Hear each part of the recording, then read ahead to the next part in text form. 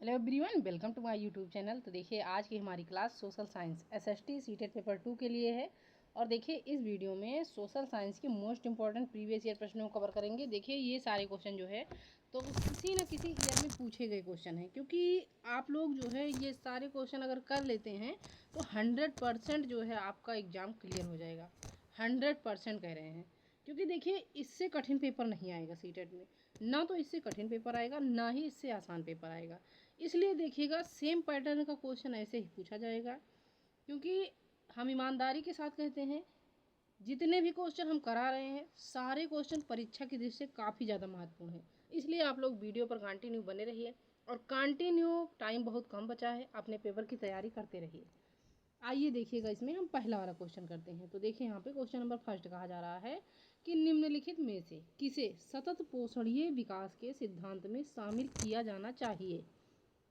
तो सतत पोषणीय विकास में के सिद्धांत में पृथ्वी की जीवन शक्ति और विविधता का संरक्षण करना है, इसे शामिल किया जाना चाहिए।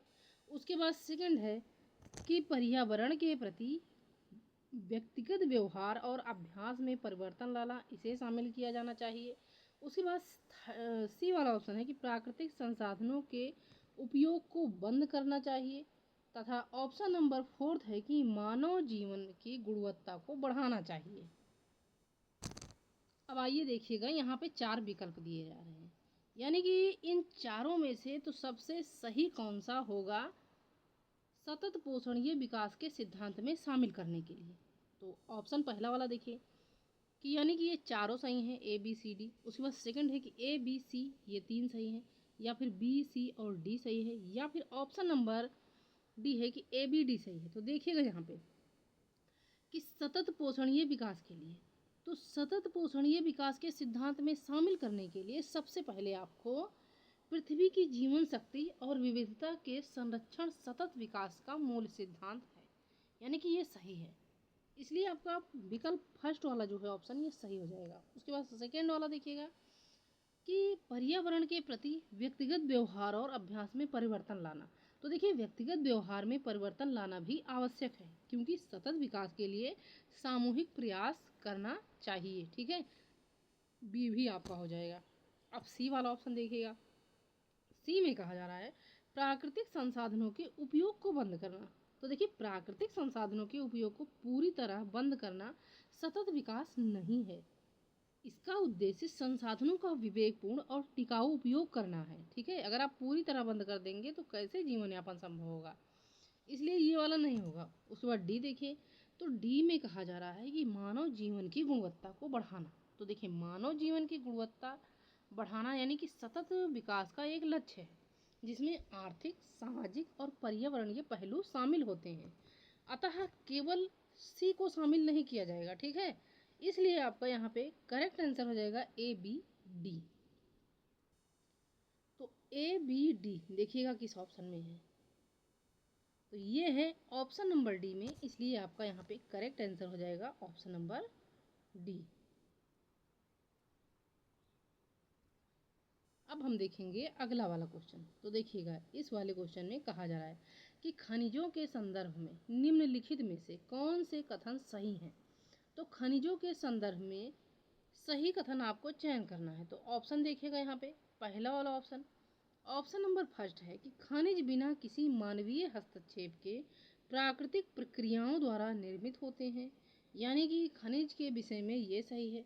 उसके बाद सेकंड वाला ऑप्शन देखिएगा कि अभ्रक और क्रोमाइट अलौह खनिज है। सी है कि जो खनिज कम गहराई में स्थिर होते हैं उन्हें विवृत खनन द्वारा निकाला जाता है।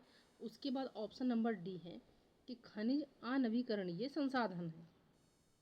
अब यहाँ पर भी 4 विकल्प दिए जा रहे हैं। पहला है ए बी सी, सेकंड है बी सी डी, थर्ड है ए बी डी, उसके बाद ऑप्शन नंबर फोर्थ है कि ए सी डी सही है। तो देखिएगा यहाँ पे सबसे पहले ए वाला ऑप्शन देखिए कि खनिजों के संदर्भ में कौन सा कथन सही है। तो ए वाले ऑप्शन में देखिएगा तो ए सही है। अब क्यों सही है, तो क्यों के लिए हम बता रहे हैं। देखिए भाई, कि खनिज बिना, देखिए अगर आप पूछते हैं क्यों सही है, तो देखिए खनिज बिना मानवीय हस्तक्षेप के प्राकृतिक रूप से बनते हैं, इसलिए जो है खनिज के बारे में ये सही है। ठीक है, उसके बाद बी वाला ऑप्शन देखिए, तो बी वाला ऑप्शन गलत है। क्यों गलत है?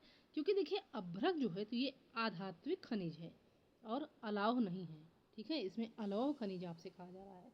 तो अभ्रक जो है ये आधात्विक खनिज है, अलौह नहीं है, क्योंकि क्रोमाइट में लोहा होता है, इसलिए लौह खनिज है। ठीक है, क्रोमाइट में क्या होता है? लोहा होता है, इसलिए ये लौह खनिज है। और अभ्रक जो है तो ये आधात्विक खनिज है। अतः ये वाला यानी कि बी वाला जो है ऑप्शन ये गलत हो जाएगा। उसके बाद सी वाला विकल्प देखिए, तो सी वाला विकल्प सही है। अब क्यों सही है? क्योंकि देखिए कि जो खनिज कम गहराई में स्थित होते हैं उन्हें विवृत खनन द्वारा निकाला जाता है, क्योंकि उथले खनिजों के लिए विवृत खनन यानी कि ओपन कास्ट माइनिंग किया जाता है।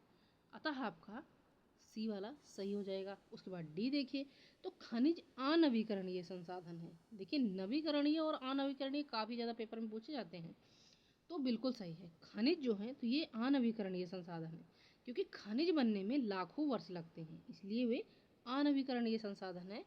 और इनका उपयोग जो है तो हमें जितना हो सके कम से कम मात्रा में करनी चाहिए। अतः आपका ए, सी और डी सही है। ठीक है, यानी कि बी वाला ऑप्शन जो है तो ये सही नहीं होगा। तो ए, सी और डी देखिए ये है ऑप्शन नंबर डी में, इसलिए आपका यहाँ पे करेक्ट आंसर हो जाएगा ऑप्शन नंबर डी। अब देखिएगा अगला वाला क्वेश्चन। देखिए यहाँ पे इस क्वेश्चन में कहा जा रहा है कि मृदा के निर्माण को प्रभावित करने वाले कारकों का मिलान कीजिए। तो मृदा के निर्माण को प्रभावित करने वाले कारक का आपको मिलान करना है। ए में दिया गया है कि वनस्पति, प्राणी जगत और सूक्ष्म जीव। अब इसके सामने दिया गया है मृदा का रंग और गठन। उसके बाद बी है कि जनक शैल। अब इसके सामने देखिए दिया जा रहा है मृदा में ह्यूमस निर्माण की दर। सी में है कि जलवायु। अब मृदा परिच्छेदिका की मोटाई। उसके बाद डी वाला देखिएगा, तो डी में है समय। समय के आगे दिया जा रहा है अपक्षय की दर। अब यहाँ पे आपको मैच करना है, तो देखिएगा स्क्रीन में लाना तो असंभव है क्योंकि काफ़ी दूर दूर क्वेश्चन है। देखिए यहाँ पे ए वाला देखिए, तो ए वाले का मिलान हो जाएगा कि वनस्पति, प्राणी जगत और सूक्ष्म जीव। तो ये मिलते हैं मृदा में ह्यूमस निर्माण की दर में। ठीक है, देखिए कि वनस्पति, प्राणी जगत और सूक्ष्म जीव तो मृदा में कार्बनिक पदार्थ जोड़ते हैं। ये जो हैं तो मृदा में कार्बनिक पदार्थ जोड़ते हैं, जिससे ह्यूमस निर्माण की दर प्रभावित हो जाती है, इसलिए ए का जो है सेकंड हो जाएगा। अब बी जनक शैल, तो देखिए जनक शैल कहा, जनक शैल जो हैं तो ये मृदा के खनिज संगठन, रंग और गठन को निर्धारित करते हैं। अतः बी का मिलान जो है तो फर्स्ट से हो जाएगा। अब बचा सी और डी, तो देखिए सी और डी का मैच करना है। आगे आगे देखिएगा, तो सी और डी में दिया जा रहा है जलवायु। तो देखिए जलवायु यानी कि तापमान और वर्षा। तो जलवायु, तापमान और ये अपक्षय की दर को नियंत्रित करती हैं, यानी कि सी का चौथा। और समय का देखिए, तो समय का हो जाएगा आपका कि समय के साथ मृदा की परतें विकसित होती हैं, जिससे मृदा परिच्छेदिका की मोटाई बढ़ती है। अतः डी का तीसरा हो जाएगा। ठीक है, इसलिए देखिए ए का दूसरा, बी का पहला, सी का चौथा और डी का तीसरा हो जाएगा। अतः देखिए आपका यहाँ पे करेक्ट आंसर हो जाएगा ऑप्शन नंबर ए का दूसरा, बी का पहला, सी का चौथा और डी का तीसरा। तो ये है ऑप्शन नंबर ए में, इसलिए आपका यहाँ पे राइट आंसर हो जाएगा ऑप्शन नंबर ए। अब देखिएगा अगला वाला क्वेश्चन। तो नेक्स्ट नंबर क्वेश्चन में देखिए, इसमें कहा जा रहा है कि परंपरागत स्रोत के रूप में प्राकृतिक गैस का उपयोगी पक्ष क्या है। तो परंपरागत स्रोत के रूप में प्राकृतिक गैस का उपयोगी पक्ष ये आसानी से पाइप लाइन के माध्यम से परिवहनीय है, ये है। या फिर सेकंड देखिए कि ये तेल और कोयले की अपेक्षा अधिक स्वच्छ हैं। उसके बाद थर्ड है कि संपूर्ण विश्व में समान रूप से इसका वितरण है। तो देखिएगा यहाँ पे ऑप्शन देखिए, पहला है कि ए, बी, सी, यानी कि तीनों सही हैं। सेकंड में दिया जा रहा है कि ए और बी सही हैं, थर्ड में है कि ए और सी सही है, उसके बाद ऑप्शन नंबर डी में देखिएगा कि बी और सी, यानी कि बी और सी सही है। तो देखिए यहाँ पे सबसे पहले ए वाला देखिए कि परंपरागत स्रोत के रूप में प्राकृतिक गैस का उपयोगी पक्ष आपसे पूछा जा रहा है कि क्या है। तो सबसे पहले ए वाला ऑप्शन देखिए कि प्राकृतिक गैस ये आसानी से पाइपलाइन के माध्यम से परिवहनीय है। तो ये सही है, क्योंकि प्राकृतिक गैस को पाइपलाइन के माध्यम से आसानी से लंबी दूरी तक पहुंचाया जा सकता है, अतः ए वाला ऑप्शन आपका सही हो जाएगा। उसके बाद बी देखिएगा, तो बी में कहा जा रहा है कि ये तेल और कोयले की अपेक्षा अधिक स्वच्छ है। तो देखिए ये भी सही है, क्योंकि प्राकृतिक गैस जलाने पर कोयले और तेल की तुलना में कम प्रदूषण होता है।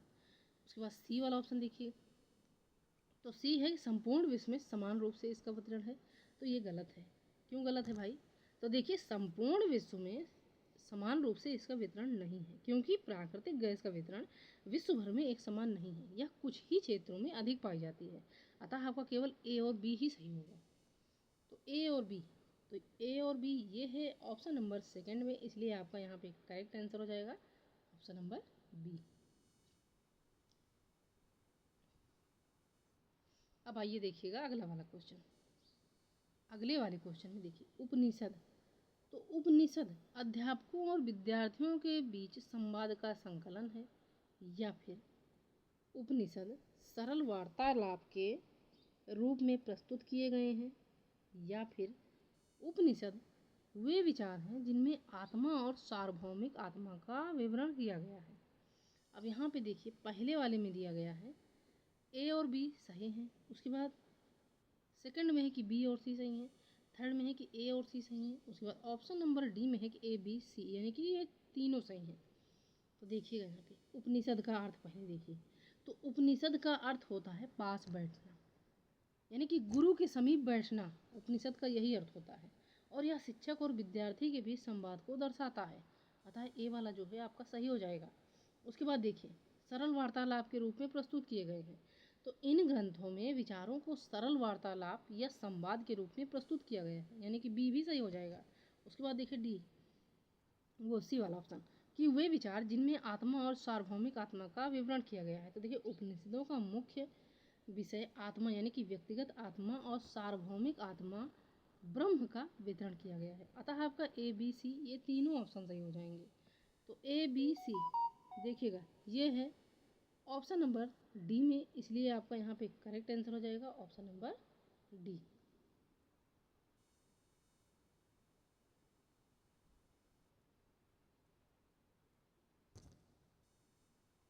अब हम देखेंगे अगला वाला क्वेश्चन। तो देखिए नेक्स्ट नंबर क्वेश्चन में कहा जा रहा है कि पुरुष और महिला कंकाल अवशेषों के अध्ययन और उनमें विभेद करने के लिए हमें ध्यान देना चाहिए। तो पुरुष और महिला कंकाल अवशेषों के अध्ययन और उनमें विभेद करने के लिए हमें किस चीज़ का ध्यान देना चाहिए? पहने हुए आभूषणों पर, क्योंकि यह महिला को दर्शाता है, या फिर हड्डियों की संरचना पर, क्योंकि बड़े कूल्हे की हड्डी महिला को दर्शाती है, या फिर हड्डियों की संरचना पर, क्योंकि बड़े कूल्हे की हड्डी एक पुरुष को दर्शाती है, या फिर साथ में दफनाए गए हथियारों पर, क्योंकि यह पुरुष को दर्शाते हैं। तो देखिए जब पुरुष और महिला के कंकाल अवशेषों के अध्ययन और उनमें विभेद करने के लिए, तो इसके लिए हमें ध्यान देना चाहिए आभूषण या हथियार जो होते हैं तो ये भ्रामक हो सकते हैं, क्योंकि देखिए प्राचीन काल में,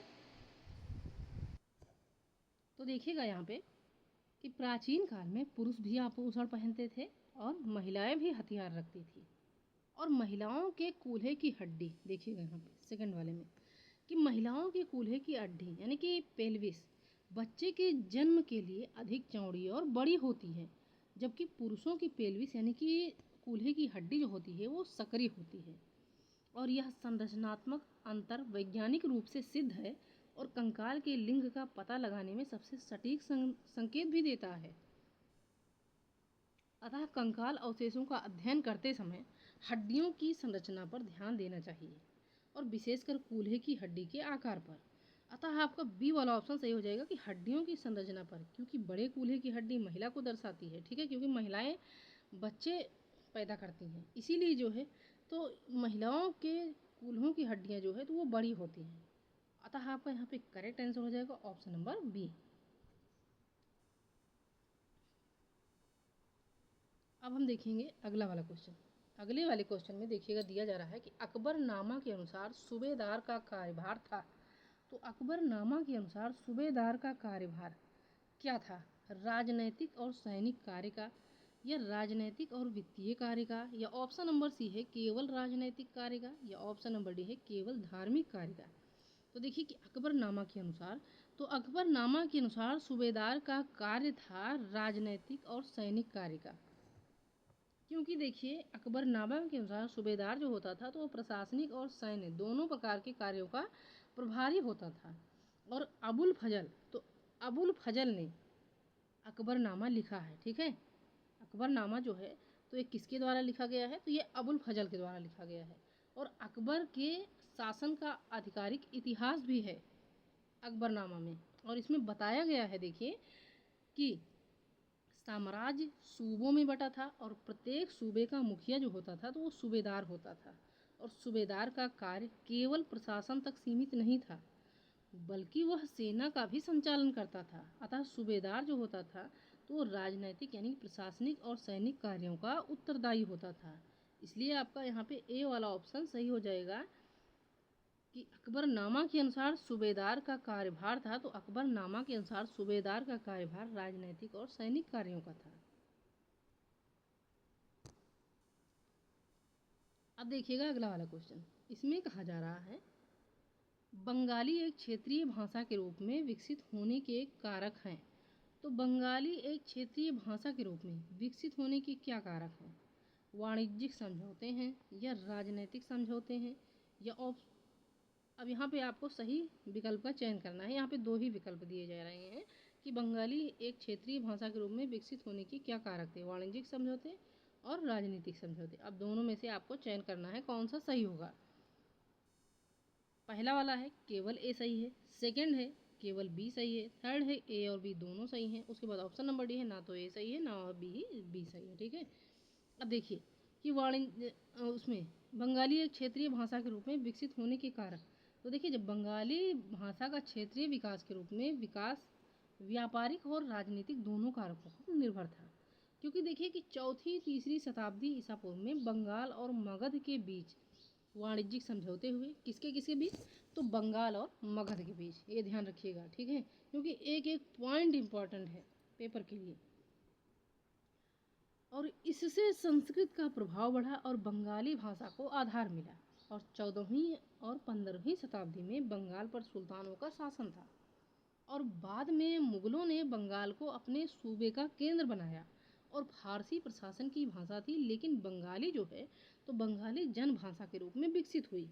और इस प्रकार वाणिज्यिक और राजनीतिक दोनों समझौतों ने बंगाली को क्षेत्रीय भाषा में योगदान दिया। अतः आपका यहाँ पे ए और बी दोनों सही हो जाएगा। तो ए और बी दोनों सही हैं, तो ये है ऑप्शन नंबर सी में। इसलिए आपका ऑप्शन नंबर सी जो है इस क्वेश्चन का करेक्ट आंसर होगा। अब हम देखेंगे अगला वाला क्वेश्चन। तो देखिए अगले वाले क्वेश्चन में कहा जा रहा है कि महाराष्ट्र के संत कवियों ने विरोध किया। तो महाराष्ट्र के संत कवियों ने किसके लिए विरोध किया? सभी प्रकार के कर्मकांडों का विरोध किया, या फिर जन्म पर आधारित सामाजिक अंतरों का विरोध किया, या परिवार के साथ रहने के विचार का विरोध किया। अब यहाँ पे भी सही विकल्प दिया जा रहा है। पहला वाला है ए और बी सही है, सेकंड है ए और सी सही है, ऑप्शन नंबर थर्ड है बी और सी सही है, या फिर फोर्थ है ए बी सी, यानी कि ये तीनों सही हैं। तो देखिएगा यहाँ पे कि जब महाराष्ट्र के संत कवियों ने विरोध किया, तो देखिए महाराष्ट्र के संत कवियों ने सभी प्रकार के कर्मकांडों का विरोध किया। देखिए कि जब संत कवि जैसे कि ज्ञानेश्वर, नामदेव, एकनाथ, तुकाराम और चोखा मेला, इतने सारे संत कवि थे और इन्होंने सभी प्रकार के कर्मकांडों को खारिज किया। और देखिए उन्होंने जन्म पर आधारित सामाजिक अंतरों का भी विरोध किया। वे त्याग संन्यास के विचार को नहीं मानते थे और अपने परिवार के साथ वे रहना पसंद करते थे, ठीक है। इसलिए उन्होंने केवल कर्मकांड और जातिगत भेद के विरुद्ध आवाज उठाई थी। अतः आपका केवल ए और बी सही होगा।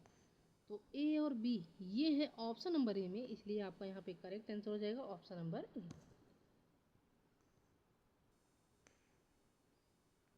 अब देखिएगा अगला वाला क्वेश्चन। इसमें कहा जा रहा है 19वीं सदी में कौन सा आदिवासी समूह मुख्यतः बकरियों का पालन करता था? तो 19वीं सदी में कौन सा आदिवासी समूह बकरियों का पालन करता था? ऑप्शन देखिए, पहला वाला ऑप्शन है पंजाब के पहाड़ों में रहने वाले वन गुज्जर समुदाय बकरियों का पालन करते थे, या फिर आंध्र प्रदेश के लबाड़िया, या कश्मीर के बकरवाल, या फिर कुल्लू के गद्दी। तो देखिए कि 19वीं सदी में कहा जा रहा है कौन सा आदिवासी समूह मुख्यतः बकरियों का पालन करता था। तो देखिए 19वीं सदी में विभिन्न आदिवासी समूह अपनी आजीविका के लिए अलग अलग पशुपालन करते थे। अब जैसे कि 19वीं सदी में भारत के आदिवासी समूह विभिन्न व्यवसायों में लगे थे, जैसे कि कुछ झूम किसान थे, कुछ शिकारी संग्रहकर्ता थे, और कुछ चरवाहे थे। और चरवाहा समूह मौसम के अनुसार अपने पशुओं को साथ घूमते थे। अब जैसे कि पंजाब के वन गुज्जर और आंध्र प्रदेश के लबाड़िया मुख्यतः ये मवेशी यानी कि भैंस पालते थे। ठीक है, अगला वाला ऑप्शन देखिए, सी वाला। तो सी वाले ऑप्शन में दिया जा रहा है कि कश्मीर के बकरवाल। तो कश्मीर के बकरवाल यानी कि बकरा धनवाल विशेष रूप से बकरियों का पालन करते थे, और उनका नाम ही बकरियों से जुड़ा है, जो कि उनकी मुख्य गतिविधि यानी मुख्य व्यवसाय को दर्शाता है। अतः आपका यहाँ पे करेक्ट आंसर हो जाएगा ऑप्शन नंबर सी, कश्मीर के बकरवाल। 19वीं सदी में पूछा जा रहा है कौन से आदिवासी समूह मुख्यतः बकरियों का पालन करते थे। तो बकरियों का पालन करते थे कश्मीर के बकरवाल। अतः आपका यहाँ पे राइट आंसर हो जाएगा ऑप्शन नंबर सी।